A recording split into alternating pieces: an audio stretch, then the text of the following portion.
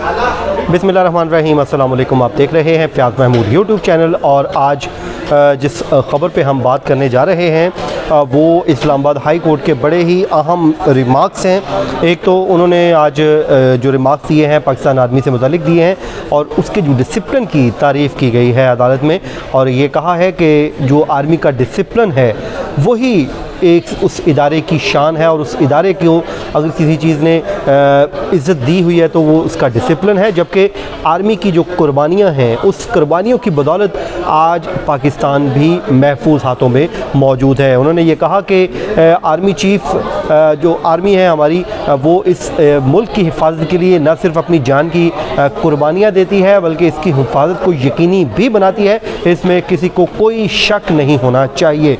ये बड़े ही अहम रिमार्क सामने आए जस्टिस मोहसिन अख्तर कयानी साहब की जानिब से, और उन्होंने और भी इस हवाले से बड़ी ही अहम बातें की हैं। और जो बैरून मुल्क बैठ के पाकिस्तानी इदारों को, हुकूमत को या फिर अदलिया को गालियां देते हैं उनका भी उन्होंने बताया है। और ये भी कहा है कि ये ना सिर्फ वहाँ से गालियां दी जाती हैं बल्कि यूट्यूबर्स पाकिस्तान में भी बैठ के इदारों को गालियां देते हैं। तो इसी हवाले से जो उनके रिमार्क्स हैं उस पर हम बात करते हैं। और आपको याद होगा जस्टिस मोहसिन अख्तर कयानी साहब ने एक दफ़ा रिमार्क्स दिए थे मियां नवाज़ शरीफ के केस में, और उसमें उन्होंने कहा था कि एक शख्स बाहर चला गया और इस वक्त वो बैठा हुआ वो हमारे निज़ाम इंसाफ पे हंस रहा होगा।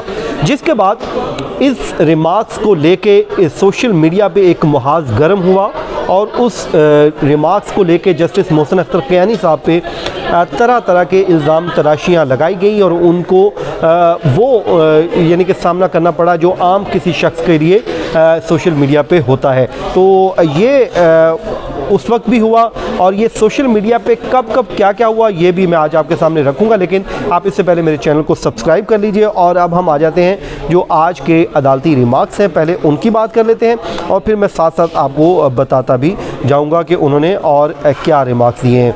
आज भी उन्होंने मियां नवाज़ शरीफ से मुतालिक बात की है।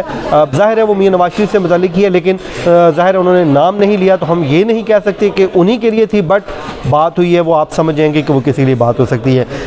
आज इस केस में ये सोशल मीडिया पर जो अदलिया से मुतालिक या इदारों से मुतालिक तज़हीक की जाती है उस पर जस्टिस मोहसिन अख्तर कयानी ने बरहमी का इजहार किया है और ये कहा है कि इस वक्त लोग यूट्यूब चैनल पर गालियाँ दे रहे हैं और गालियाँ देने वाले कुछ मुल्क में मौजूद हैं और कुछ बैरून मुल्क बैठे हुए हैं और वो वहाँ पर बैठ के अदलिया को और इदारों को तज़हीक का निशाना बनाते हैं, बल्कि उन्होंने वर्ड यूज़ किया गालियाँ देते हैं।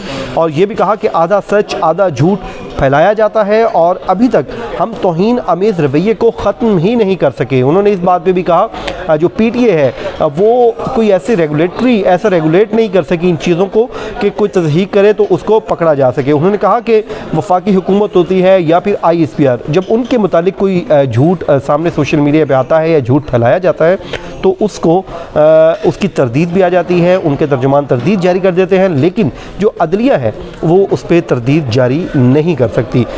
इसी तरह मैं आपको थोड़ा सा हवाला दूंगा कि वही जब नवाज़ शरीफ साहब से मुतल्लिक केस में कयानी साहब ने रिमार्क्स दिए थे तो उनके ख़िलाफ़ एक मुहिम चलाई गई और कयानी साहब उस टाइम मेरे ख्याल में बड़े बेबस थे, क्योंकि ना तो इनका कोई तर्जुमान है ना कोई और, तो ये रिमार्क्स नहीं दे सके, यानी कि वो उसकी कोई तरदीद नहीं जारी कर सके, उनके ख़िलाफ़ एक झूठ फैला गया। तो आज उन्होंने निशानदही की है, उन्होंने कहा कि अदलिया के ख़िलाफ़ जब कोई बात होती है तो वो उसकी कोई भी वो तरदीद जारी नहीं कर सकते क्योंकि उनका तर्जुमान ही नहीं है। इसी तरह थोड़ा सा मैं आपको एक और वाक़या बताऊं कि जस्टिस सतर मीनार चीफ़ जस्टिस हैं इस्लामाबाद हाई कोर्ट, एक दफ़ा वो बैरून मुल्क गए और उनके साथ जस्टिस मंसूर अली शाह साहब थे और उनकी तस्वीर वायरल की गई और वायरल करके ये कहा गया कि ये मियां नवाज़ शरीफ के लोगों के साथ हैं और इन्होंने शायद वहाँ पर कुछ लिया है, प्रॉपर्टी वगैरह या जो भी है। तो अब उसमें भी यही हुआ कि उनको तज़हीक का निशाना बनाया गया, लेकिन अदलिया इस पर कुछ नहीं कर सकी। फिर एक बड़े मशहूर मारूफ टिकर से एक दफ़ा बने थे, वो मियां नवाज़ शरीफ का केस ही था, तो हम भी उस केस समात में मौजूद थे। अचानक ही टिकर कहीं से आना शुरू हो गए, मुख्तलिफ दोस्तों को, रिपोर्टर्स को ग्रुप्स में वायरल हुए और वो थे कि जस्टिस मियां गुल हसन औरंगज़ेब कह रहे हैं सरदार साहब यानी कि नैब प्रोसिक्यूटर को, यहीं पे बैठे और बता के जाएं कि ये मियां नवाज शरीफ ने करप्शन की है या नहीं की। तो हालांकि ये ऐसी कभी बात हुई ही नहीं, तो इस पे भी कभी कोई कुछ नहीं हो सका, ना तरदीद आ सकी, और अदलिया के ऊपर जो तनकीद होती है उसका वो जवाब नहीं दे सकते। आज इस पे उन्होंने बात की है। इसके अलावा उन्होंने पाकिस्तान आर्मी से मुतलिक जो बताया बड़ा ज़बरदस्त उन्होंने कहा है। उन्होंने कहा कि ये जस्टिस मियां गुल हसन औरंगज़ेब साहब ने जस्टिस मोहसिन अख्तर साहब ने कहते हैं कि ये पाकिस्तान आर्मी का ही डिसिप्लिन है कि इस मुल्क को बचा के रखा हुआ है, हिफाजत कर रहे हैं और अपनी जानों की कुर्बानी दे रहे हैं। और उन्होंने रेगुलेटर्स के हवाले से, सोशल मीडिया के हवाले से बात की कि सारा दिन ये सोशल मीडिया पे फेक न्यूज़ चलती रहती हैं, इधर उधर की बातें होती रहती हैं, लेकिन इस पे रेगुलेटर्स जो हैं वो खामोश हैं। इदारों को तस्दीक का निशाना बनाया जाता है, लेकिन इदारे उस पे जो रेगुलेटर्स हैं उनके पास कोई कवानीन ही नहीं है। उन्होंने कहा कि बहुत सी ऐसी बातें भी हैं जो वो नहीं कहना चाहते। उन्होंने अपने रिमार्क्स में ये कहा है कि मुल्क के मुफाद में क्या है, मुल्क के ख़िलाफ़ क्या है, ये पब्लिक इंटरेस्ट को रेगुलेट करना ज़रूरी है। अपने मुतालिक उन्होंने आज बात की है कि ना तो मैं अखबार पढ़ता हूँ ना सोशल मीडिया, ताकि मैं मुतासिर ना हो, बल्कि उन्होंने कहा जब हमारे पास कोई भी केस आता है तो ज़ाहिर है उसमें एक फ़्रीक के ख़िलाफ़ फ़ैसला होता है, तो वो फ़्रीक उठता है, सोशल मीडिया पे बैठता है, टिकटॉक पे, यूट्यूब पे या दूसरी जो सोशल मीडिया वेबसाइट्स हैं वहाँ पर बैठ के वो हमें हमारी ज़ाती ज़िंदगी को तज़हीक का निशाना बनाना शुरू कर देता है। लेकिन रेगुलेटर यहाँ पे भी खामोश हैं, कोई कार्रवाई नहीं होती। तो उन्होंने कहा कि हमारी एक फ़्रीक के ख़िलाफ़ तो ज़ाहिर है फ़ैसला होना है, एक ने तो उस पर केस जीतना और एक ने हारना है। जो हारने वाला है वो दिल की भड़ास सोशल मीडिया पे निकालता है और अदलिया के नाम निकाल देता है। और उन्होंने कहा कि किसी के ख़ानदान की तस्दीक की जाए तो उसके दिल पर क्या गुजरती है ये कभी सोचिएगा। और उस हवाले से बड़े ही अहम जो रिमार्क्स आज सामने आए वो है, नाम नहीं लिया इसलिए मैं नहीं कह सकता कि वो मियाँ साहब से ही मुखातिब थे, बट मुझे जो उनका रिमार्क्स है वो ये थे, मैं एज इट इज़ कोट कर देता हूँ, वो ये थे कि इस मुल्क में क्या नहीं हुआ, यहाँ तक कि सज़ा याफ्ता जो हैं उनको भी बैरून मुल्क भेजा गया और वो सज़ाएँ पूरी किए बगैर ही बैरून मुल्क चले गए।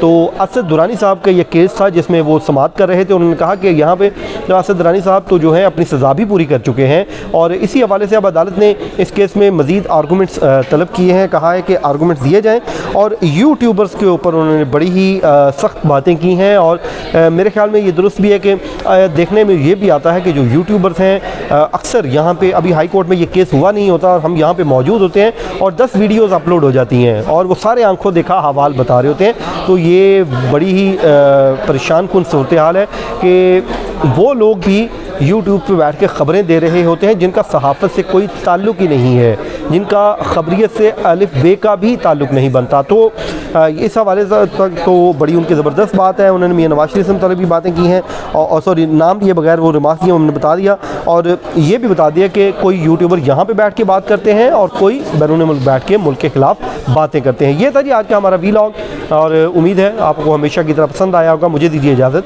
अल्लाह हाफ़िज़।